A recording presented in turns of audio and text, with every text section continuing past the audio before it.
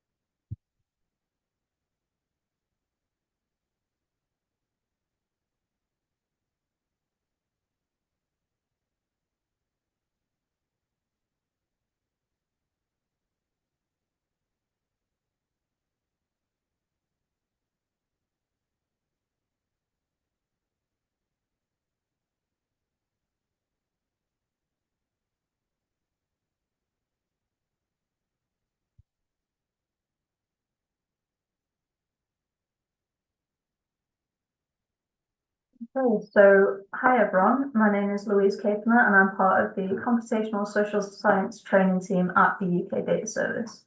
And I'm going to be running today's Code Anxiety Club alongside my colleague Nadia Kennar, who's going to be sort of manning the YouTube live stream chat. Okay, so sorry, it's a bit annoying today because I don't have 2 screens, so I'm trying to navigate between my notes and stuff. So yeah, just before we get started, just a few little points about interaction. So we're currently live streaming to YouTube, and these sessions are supposed to be interactive and a good opportunity for you to post any of your questions about the content that we cover. So if you'd like to get involved, then what you gotta do is make sure that you signed into your YouTube account, and then you can sort of post some comments, and Nadia will then read them out to me during the session, and then I can sort of respond and help you with any areas that you might be struggling with. But do bear in mind that there is a little bit of a delay for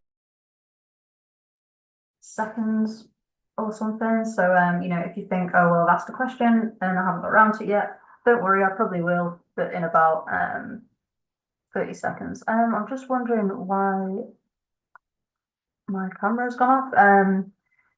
Let's not worry about that, but Emma and Nadia, am I still, can you still hear me and everything? We can still hear you, but yeah, you did cut out for a second, but you're Okay. good. You're good to go. Well, that's weird, but let's carry on. So ignore this slide because it's obviously an old slide that I should have updated. Sorry about that. I will get around to that. And again, these dates are not right. Again, sorry about that. But for today's session, what we're going to be covering is the ins and outs of file pathways. So we'll be covering the difference between absolute and relative pathways and teaching you some tips for finding files quickly and sort of managing and structuring your files when it comes to projects. Oops. Okay, so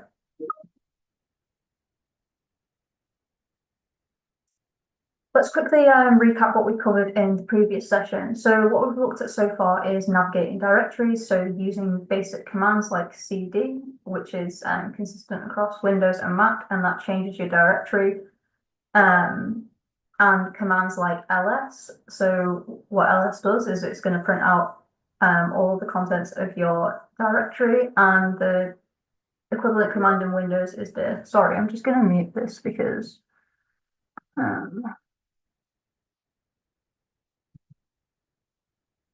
okay. So yeah, and we've got a few other commands here as well. So we've got system info, which provides a little bit of information about your operating system and all that good stuff. And we've got set in Windows and print env in Mac, which lists all your environment variables, which we're not going to worry too much about now, but they can be quite important when you get more advanced in setting up your computational environment. Important commands here, which are del and rm in Mac, so that permanently deletes your file. So yeah, from experience, you've got to be very, very careful with that one because it doesn't go into the trash can. It just disappears forever. So yeah, I suppose maybe it would be helpful to just like refresh ourselves and demonstrate a few of those commands. So what I'll do is I'll just stop sharing, I'll get up a terminal and we'll just refresh ourselves on those commands, okay?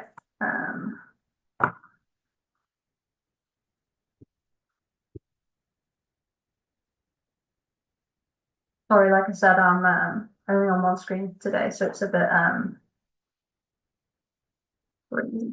okay.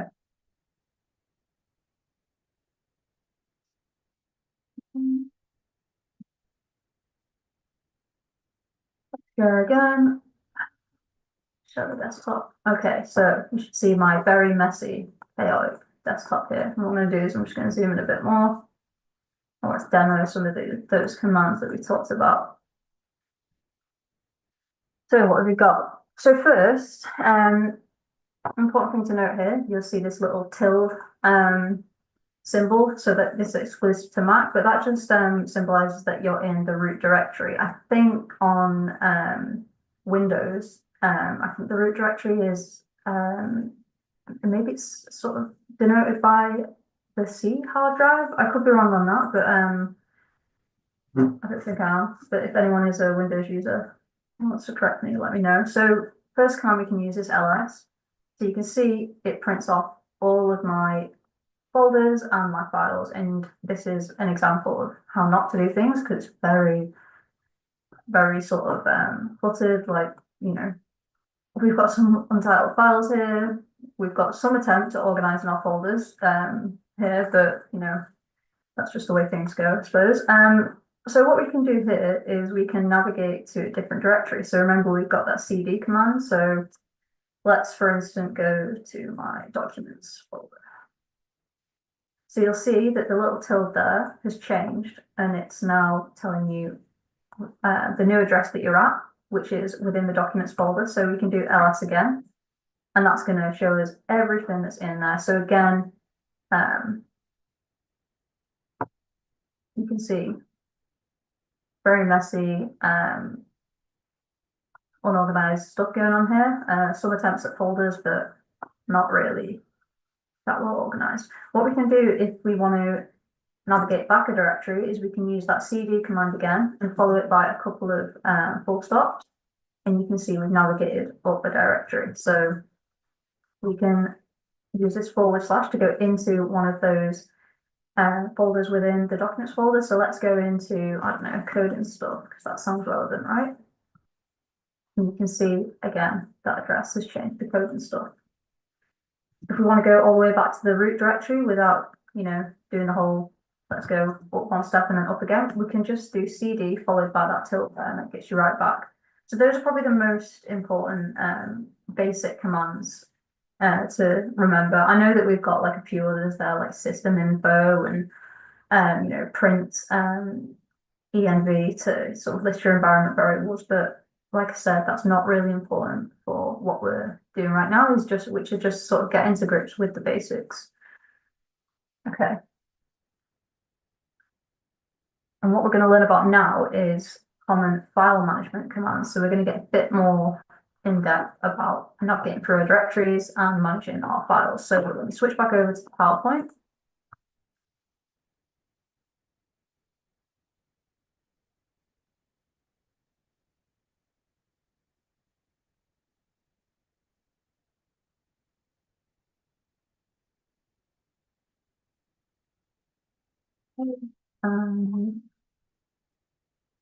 Right, so what we've got here are some common file management commands, because what we're going to focus on today is specifically on file pathways. So that's understanding where you are, where your files live, and how to refer to them correctly. So we've got really important commands, and you can see we've got the Windows version of those commands, so they're a little bit different. And we've got the Mac version as well, and there's an explanation. So let's go through each of them and then I'll demonstrate them. So we have copy, so that's used to copy your files in your directories. Move, so pretty self-explanatory, used to move, but it can also be used, this command, to rename files. So it's a little multi-purpose one there. Again, we've got that really important delete or rm command, and again, yeah, you've got to use it with caution because it doesn't remove those files to a recycle bin, it permanently deletes them. Another very important command we have is this make directory command. So that's used to create new directories, new folders. We've got rm there in Windows, which is to delete a directory, and the equivalent command in Mac, which is rm, and then we use this little R flag, which removes directories and their contents.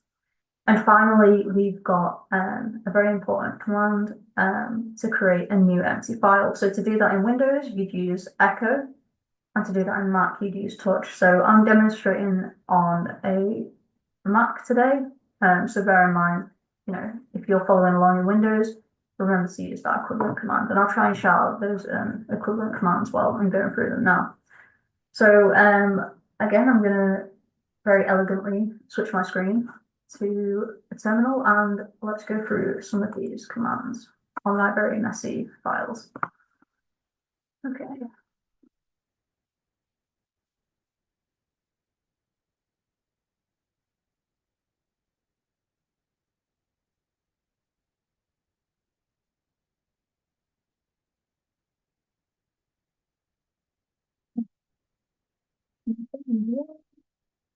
What we're going to do is we're going to create a new window in our terminal. Let's just zoom right in again. Okay, so again, let's see what we have so we can test out our commands. So the first command we have is the copy command. So if you're using Mac like me, that command is cp. So let's try it on, I don't know, let's copy that untitled one file, this one here. Okay. And let's copy it over to the documents folder. So title one.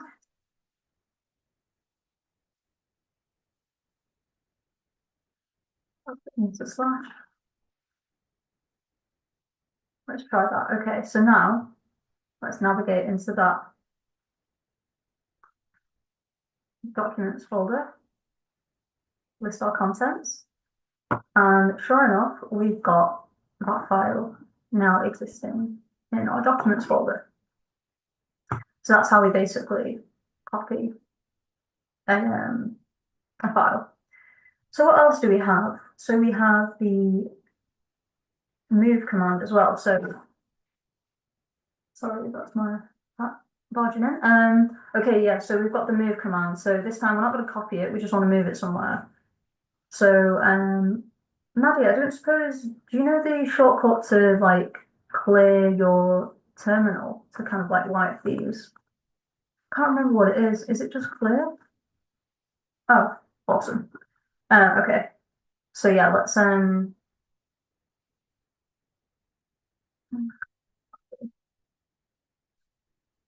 okay, let's yeah, let's just look within that and see what we can move. Okay. Something I'm not using.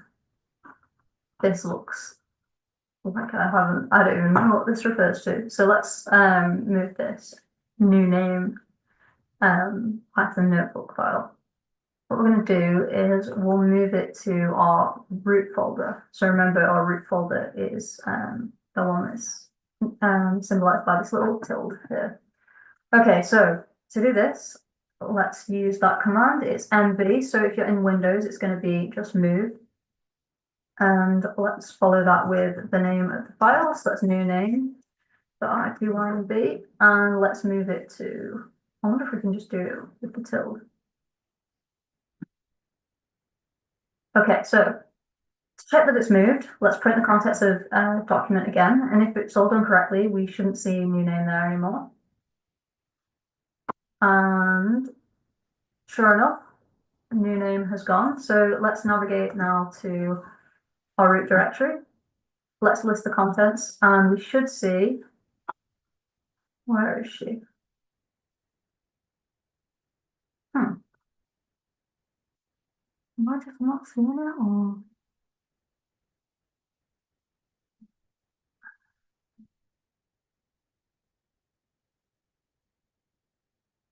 Oh, yeah, there it is. My bad. Okay. Yeah, so this is another thing to bear in mind, I think, is that the way that Mac sort of organizes your folders. So you can see here, Mac's what you call case sensitive. So uppercase files are ordered alphabetically. And then I think what's happening is that when we get to lowercase, they're again ordered alphabetically. And I was looking over here when I should have been looking in uppercase. So that's why it's really, it's important to be consistent with naming. And that's why you don't want a messy file system like mine, because then you end up not being able to locate your files quickly. So yeah, consistent naming is always good. So let's see what else we've got. So we've got the RM command. So let's get rid that gets rid of things permanently. I can have a look if I've got something that's worthy of being deleted forever. Let's have a look. There we go. There's one that looks right for deletion. So to remove a file completely, you're going to need the rm command. If you're in Windows, you're going to need the del command. So it's like that. So let's follow it with that name, empty text file.txt. Let's do that. What we should see is that it's gone, and yeah, it's gone. Next thing we can do is we've got our make directory command, which is really important, just allows you to quickly make a folder, which you'll need to do quite a bit. If you're on a project, you might think, okay, I need a new folder for where my raw data lives. I need a new folder for where my clean data lives, and so on. So let's see what we've got in here. Okay, let's just make a new folder called code anxiety files. Let's do ls, and yep, you can see that folder has been created.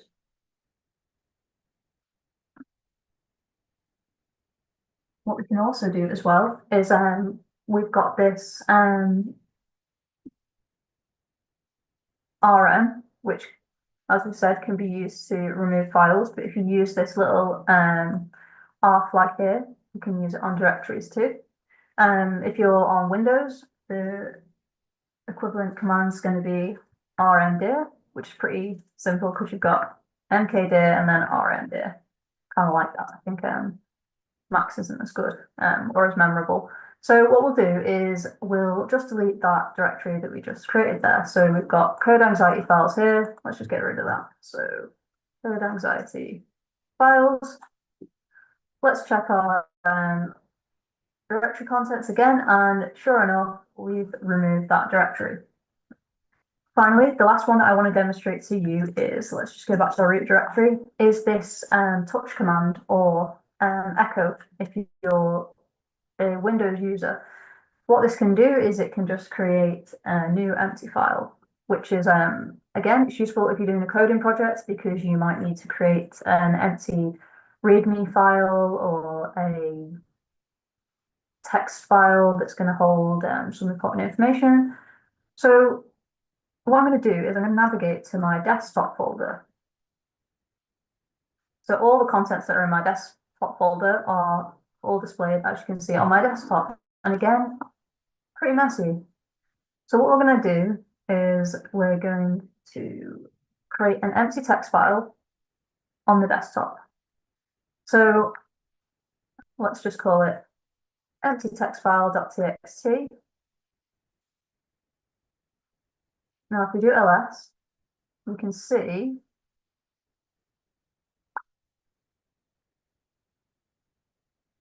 empty text file. You can see I've obviously done this before as well. It's there. Okay, so we can also check as well, although it is very hideously messy. Ooh, look at that. We can see if it's been created here. So yeah, there we go. We've is that it? No, it's probably not actually, is it? Empty text file. Where did it go? Oh, there it is. Yeah. So you see that one's got something written on it. This one completely empty. Okay. So that's a demonstration of all those file management commands. So let's switch back to the PowerPoint.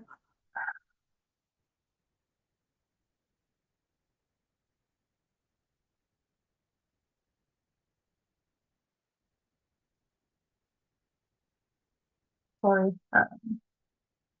that's the doing this on. Okay. So yeah, an important thing to cover are file pathways. So what are file pathways? Hey Louise, there was a bit of a question in the YouTube chat, and I just wondered if you wanted to touch on it. I've explained Yeah. it a little bit. But someone was asking that are the folders the names without any full stops at the end? And I've just explained that yes, most cases, folders or the directories in both Windows and Macs don't have file extensions, so they tend to not have the dot at the end, while files usually do. So if you just want to like clarify that, like yeah, that is the case. Yeah, that's a really, really good point. I can go back and demonstrate that as well. But yeah, really important to note. So the dot at the end of, if you see in my folders, I'll demonstrate this in a minute, but you saw there was all sorts of like messy things, right? There was like .txt, you can see for images, it'll be .png or .jpeg, stuff like that. So those on directories, right? Because directories won't have an extension after them. But those that have an extension after them, they're going to be files, so different file types basically. And the extensions denote what kind of file type they are. So that's a really good point to note, and we can touch on that a little bit when we go back to sort of doing the demonstration. I'll sort of point that out. But yeah, thanks for that question. Really good thing to clarify. So yeah, sticking on sort of file pathways and what they are. So a file pathway is like an address that tells your computer where to find a file or folder. So just like your home address is going to tell someone where to find your house, a file path points to the exact location of a file on your system. And I will demonstrate this now actually because it was something that really helped me out as well. So what I'll do is I'll just sorry again, because I can't share fast enough, but let's.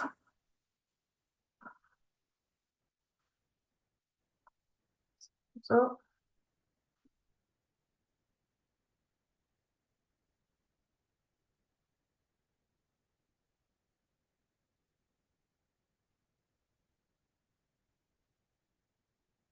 okay.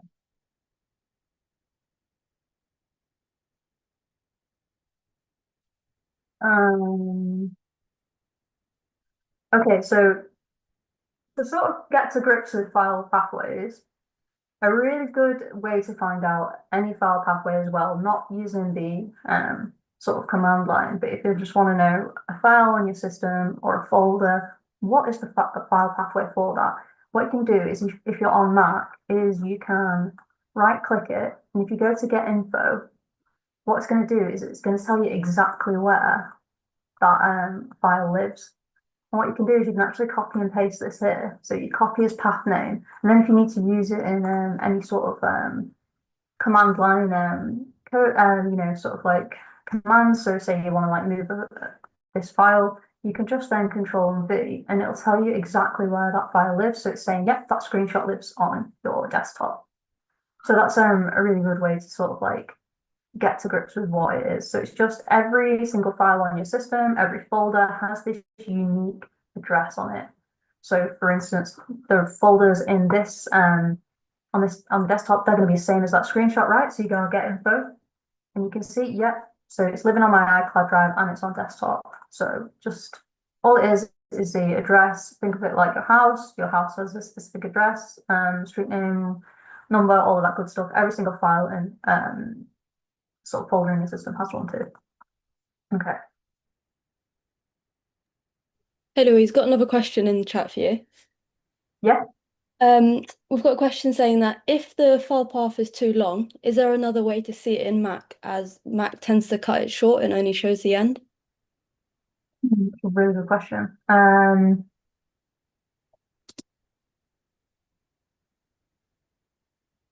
say that question to me again, let me think on it. Yeah, is there another way to see the full file pathway? Typically, if it's long, it can be cut off in Mac, so they're just wondering if there's another way to obtain the full pathway. Okay, let me have a little dig around. That's a really good question. Okay, so I'm gonna stop sharing and let me do a little bit of tip topping.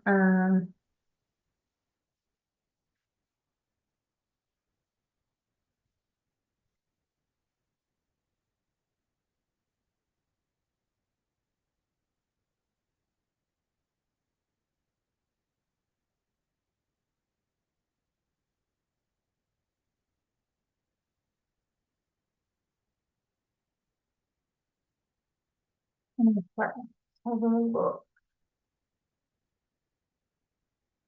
Maybe there's some sort of specific command out there that could be helpful in this respect. Let's see.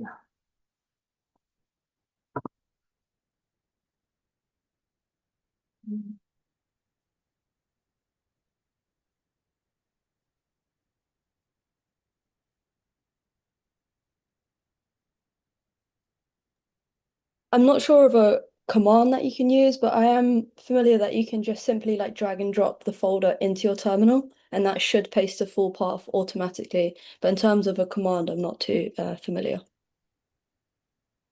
Yeah, I think I know that Windows has like PWD.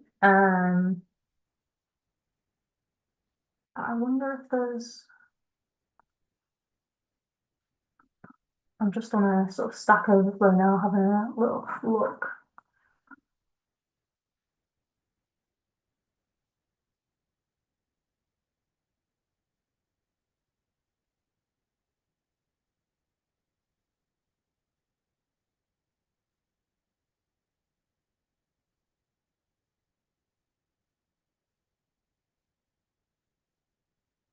PWD, but with a P flag. Let's see. Okay.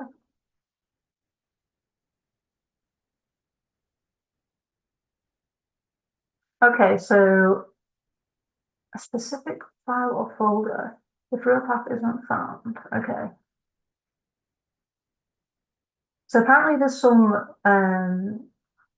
a package manager that we're going to cover in the next installment of these code anxiety sessions. So don't worry about it too much for now, but apparently there's a package you can install called RealPath. You can install that with Homebrew, and that will give you the full sort of pathway for a specific file and folder. But for a current folder, what you could do for now is you could use the pwd command in your terminal, but with this little P flag. So I can just share my screen. So maybe the user who asked it, you can clarify maybe if this isn't what you meant, or maybe if it is. So I don't know, let's say we go to documents, right? Let's say we go into coding demo. Let's just make a directory in that folder. I'll get into that. Is what you meant, so you know how it sort of tells you now, just the sort of like rough address saying, okay, you're in a new folder, is what you meant that you want to get full pathway from that? Because if you do, you can use this pwd command and then a little p flag here, and that's going to tell you the full pathway. Maybe this is, sorry, I'll sort of zoom in. Maybe this is what you meant, so you want to know exactly the full file pathway, the full address. Hopefully that helps you. If that's not what you meant, just pop it in the chat and we can sort of dig into it a bit further. Anyone else, if you've got any other sort of interesting questions like that, just shoot them into the YouTube chat. And we are like due to end at sort of 1/2 past, but we haven't really got round to the absolute and relative pathways or any of that stuff. So I will carry on a little bit longer, if that's okay with everyone. And we can sort of get stuck into a bit of that. And so yeah, I might run on a little bit longer, but probably because I don't have my other screen today as well, so sharing back and forth is a little bit difficult. So let's go back to.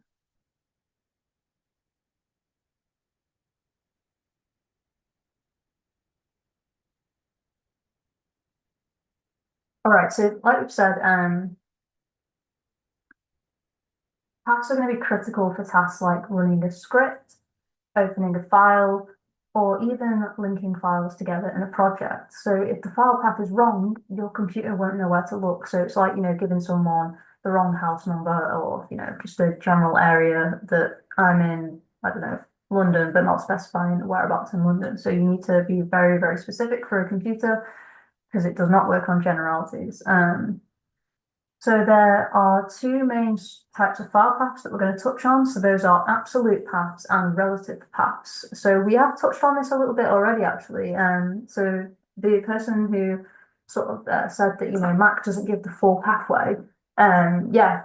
So what you're talking about there is that it's not giving the absolute file pathway. So let's have a look at that.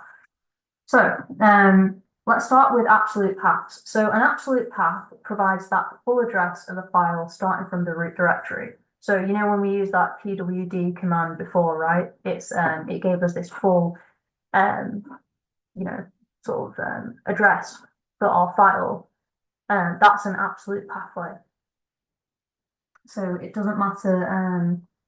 An absolute pathway provides the full address of a file starting from the root directory. It doesn't matter where you currently are on your computer, an absolute path will always point to the same file. So we've got an example here for Windows. So yeah, I think I mentioned, didn't I, that this C drive indicates the root folder. In Mac, the root folder is indicated by this tilde sign. But this is, you should always know that you start from the root here, and then it goes to users and so on. Again, we've got the slight difference here. So the sort of aware of the fact that there's differences between the command line for Windows and Mac. So Windows, you've got these front slashes, and then we've got backslashes for Mac, or perhaps that's the wrong way around. I'm not sure. Next, we have relative paths. So a relative path doesn't start from the root directory. Instead, it starts from your current working directory. So for example, if you're already in the documents folder, you can refer to that text file that we use as an example here without the full path. So relative paths are really good for when you're navigating locally or working with projects. So you can just use that the couple of full stops and then a slash to take you up one level in the directory tree. And whereas absolute paths are going to be great for when you need precision, but relative paths are more flexible for scripts and projects.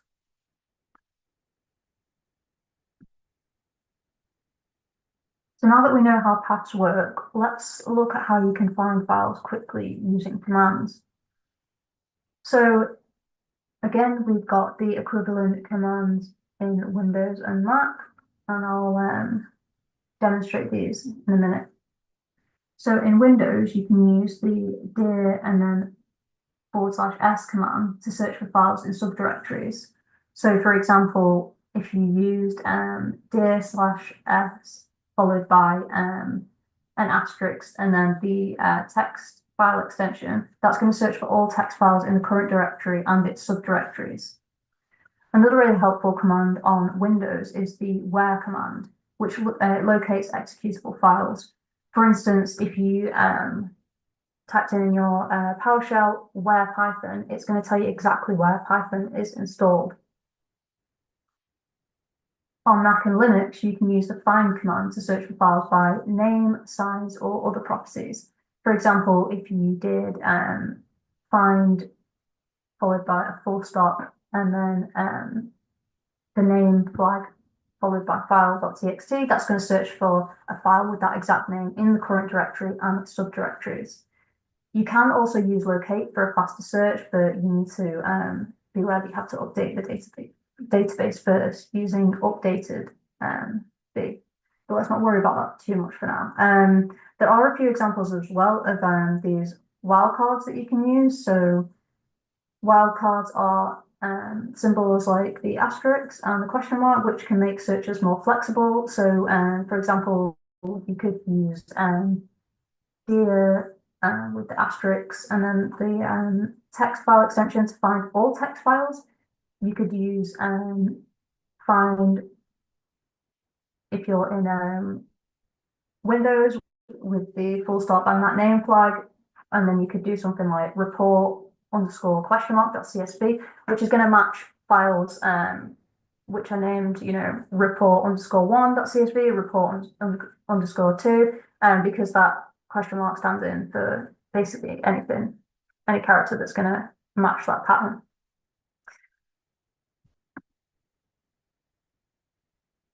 Okay, so understand that all of that is a lot to sort of take in. So let's, just because we are a little bit short for time, let's go through some of these together. So the first practical exercise that I want you guys to follow along with is to open your command line interface. So if you're in Windows, I think it's command prompt, and if you're in Mac, that's going to be terminal. So that's what you saw me typing in my commands to before. Then what you're going to do is navigate to a directory of your choice. You're going to list its contents. So remember that to navigate to a directory, you're going to use that cd command. And I'm going to go through this as well, so don't worry if you're a bit lost. To list its contents, so that's ls if you're in Mac, and that's going to be dir, so dir if you're in Windows. So you're going to list its contents and note the absolute path. And then you're going to use a relative path to access a subdirectory or file. So this is a pretty good refresher for me as well, because it's easy to sort of forget these things if you haven't been doing a lot of coding recently, which I actually haven't. So I haven't really been playing around with my command line that much. So let's go through it together and see what we can find out.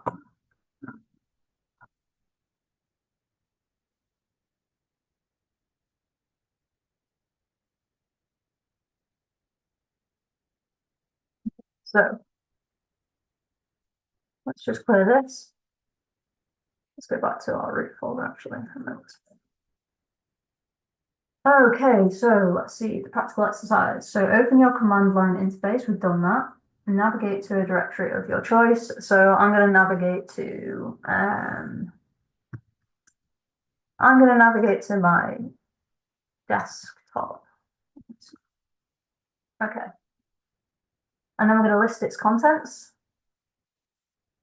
So you can see this is everything that you're seeing in the background here. That's really messy. I like to use desktop as an example just because it's quite visual too, because we have access now to every single file there as well.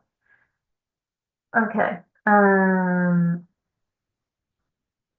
we're going to note the absolute path. So you can see we've got this little sort of relative pathway here. So it's saying, you know, you're in the desktop. Great, but what's the absolute file pathway? So remember, that command is going to be pwd followed by this p flag. And you can see it tells me exactly where I am. That's the full file pathway there. What we're going to do is we're going to use a relative path to access a subdirectory or file. So we've actually had practice using these relative pathways before. In fact, that's all we've been using in this demonstration, because you haven't seen me yet go, okay, so let's say, what have we got here? Let's see, coding notes. Right. So you haven't seen me yet do, if I want to use the full pathway, I would go users, then I would go blue cap, which is my username. Then I would go desktop, right? And then follow it with that file, the folder, sorry, which is coding notes. So in our demonstration so far, you haven't seen me use an absolute pathway, because I've just been sort of like using shorthands to get around easily. But that kind of should illustrate the difference for you, hopefully there. So instead, I can use this relative pathway here. So just coding underscore notes followed by a forward slash. And that's pretty much illustrative of that difference there.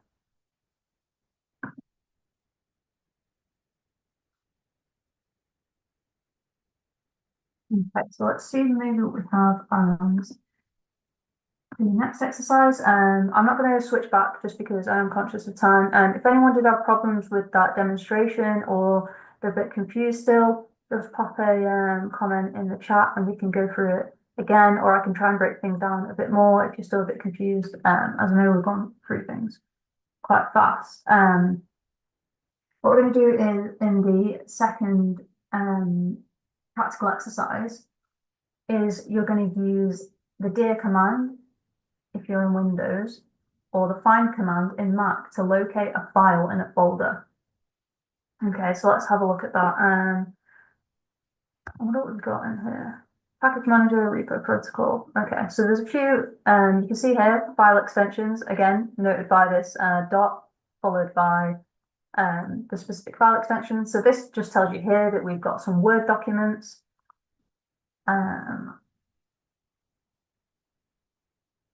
So let's go out of this maybe and see if we can successfully find that. Or actually, let's just stay in it. Okay. So let's do find, followed by name.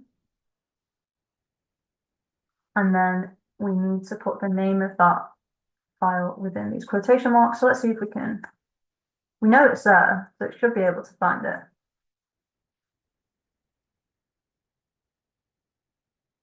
Anything else? Have I missed something? Yep, I've missed a little dot here.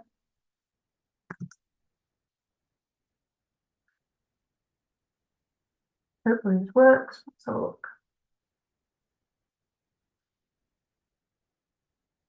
Okay.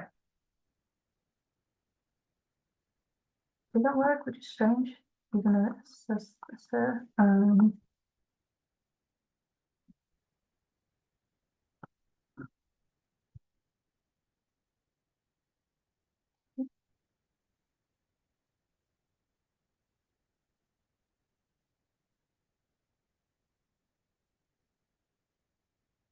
Oh, there you go. So yeah, it's telling you there that it's found the exact file, and it tells you, so you see this here, it's telling you where to find it. So it's saying it's already in the file that you're looking at. But if I went perhaps up one, and I did find, so let's do the same thing again. That relative file pathway should change. Yeah, so it's basically telling you from here, go to your coding notes folder, then you'll find it. So it's going to tell you that relative pathway from where you are. So it's a really handy little command. So you get in Windows, you'd be using dir for that. So the next bit of the practical exercise is just to copy it to another folder using a relative pathway. So let's try and do that now. So I think the command was it CP for yes, it's CP for Mac. So let's find that. Let's copy this file. And we're going to use a relative pathway to put it somewhere else. Actually, to do that, I need to actually be in the right folder for one. So it needs to be in the folder where that lives. So CP, package manager. What I'm going to do now is very simply just put it in my desktop folder. So that should work.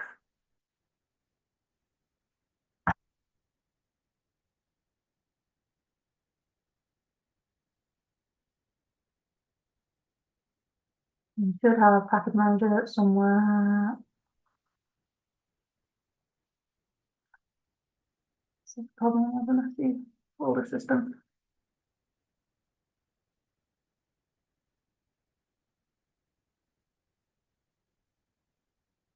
Okay, so perhaps that didn't work. So let's try it again. So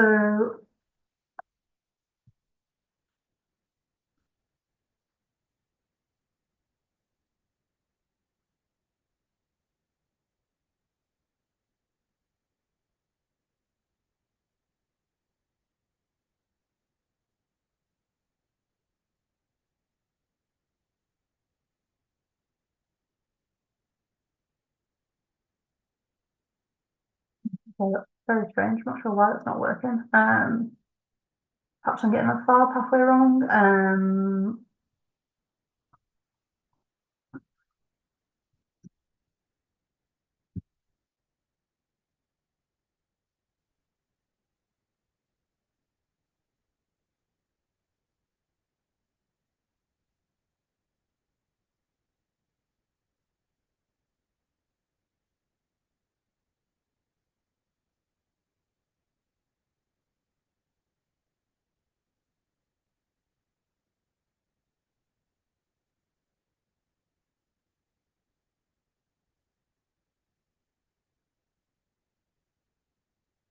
Okay, well, let's not get hung up on that too much just because we are a little bit up time. I've still got a few slides to go through. So,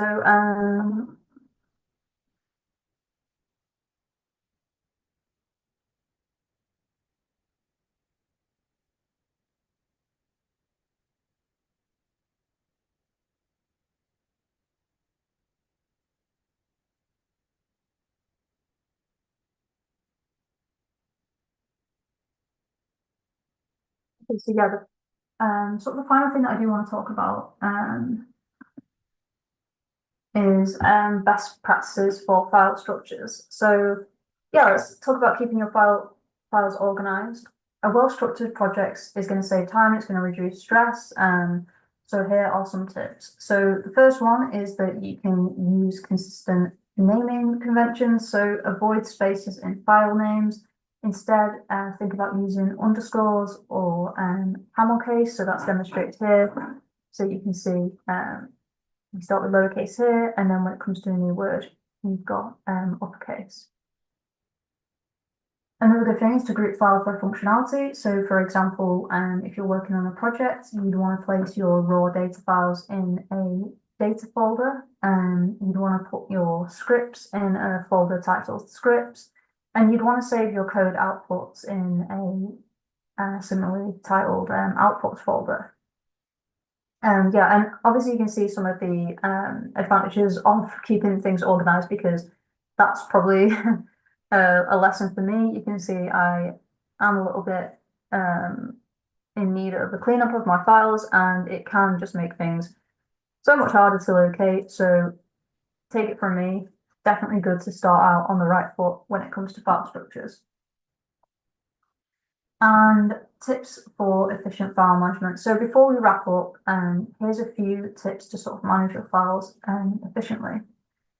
So the first thing is to use shortcuts like tilde for your home directory, and again, to use those the couple of full stops to move up a folder. That's going to make things really easy. You can see how quick it is for me to just jump around by doing CD followed by that tilde, or just CD followed by a couple of dots just to move up a directory. It makes things so much quicker. So maybe just practice jumping about through your different files, using those absolute file pathways, and then using those relative file pathways to really sort of like hammer home the differences between the two, and also the utility of the two, because they're going to be helpful for different situations. So yeah, like I said, you might want to use absolute file pathways if you're running a script or something, whereas relative file pathways can be helpful when you're just sort of jumping through your directories. Another thing is to regularly clean up unused files and directories. So yeah, like I said, mine's a bit messy, and it's definitely in need of that. I could do with cleaning up those files that, I'm not used in a long time, could do with deleting, and the same thing for those directories. And finally, another great tip for file management, and something that we're going to cover in the next installment of our code anxiety workshops, is version control software.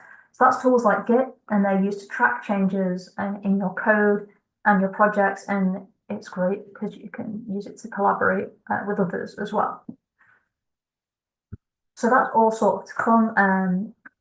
Look out on our events page for the upcoming code anxiety workshops, and also the next round of workshops, which are going to be starting in October. And you can find the information for what we'll be covering. It's all up now on the events page.